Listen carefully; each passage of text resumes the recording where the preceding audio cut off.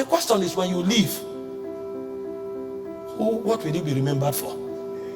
There's no house you build that will last for more than 60 years. The world is moving too fast for your house to be relevant for 60 years. There's no car you buy that will be relevant for more than 10 years. There's no money you have in any account that can exist beyond 2 generations. And so the question is, when you leave, what will you find about you? The only thing that can live with about you forever are the immortal things you picked from the presence of God. Because everybody who goes there carries something.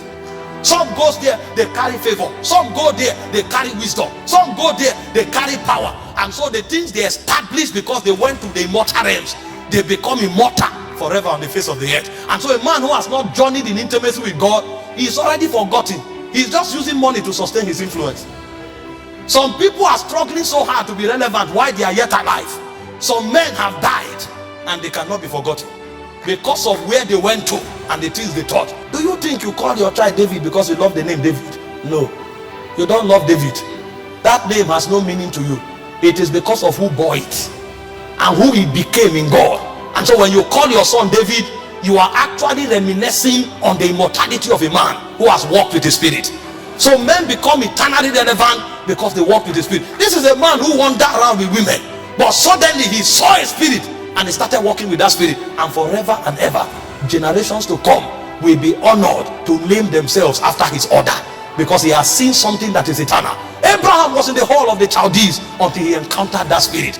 And when he met that spirit, forever and ever, you and I became the children of Abraham. Somebody may be making 1 million a month, 10 million a month, 20 million a month, and he said, I am doing well. And then they look at you from Zion, they say, you've never come here. How come? How come we've never seen you? If we don't see you and you don't come here, how can you now attach purpose to the money you have? The money you have will now become the basis of your condemnation. Because when you go to where they whisper to the souls of men, they will tell you it is not about the money, it's about the purpose of that money. And you can never have an understanding of that purpose with your brain. It will be shown to you. And so the first true benefit of prayer is that in prayer, men are invited to walk with God. This is why the patriarchs of old exalted prayer, because they knew that outside of God they were nothing.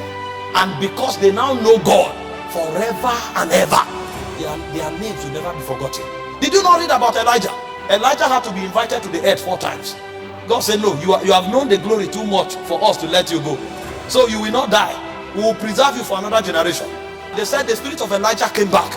And after the spirit of Elijah came back, the 2 witnesses will still come back. A man becomes immortal like God because he has walked too close with God for a world to forget him. Intimacy is what provides for you the benefits of immortality. No matter the money you have, no matter the position you occupy, you will be forgotten unless you touch something that comes from the Spirit that is eternal. And so the first benefit of prayer is intimacy. Men of old were wise. They gave their all to prayer. Daniel was in Babylon. The king said nobody should pray to any other god. He was willing to risk his position and to risk his freedom for prayer, because outside of intimacy he has no freedom in the first place. And in Daniel 6:10 the Bible said 3 times.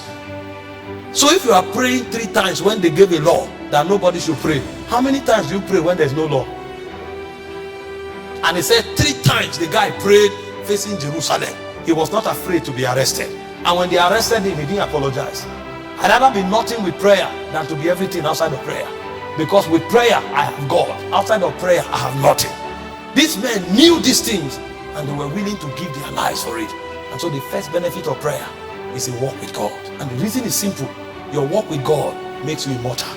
Every other thing you touch will ebb away with time. But the things you pick from the realm of God, they will outlive you.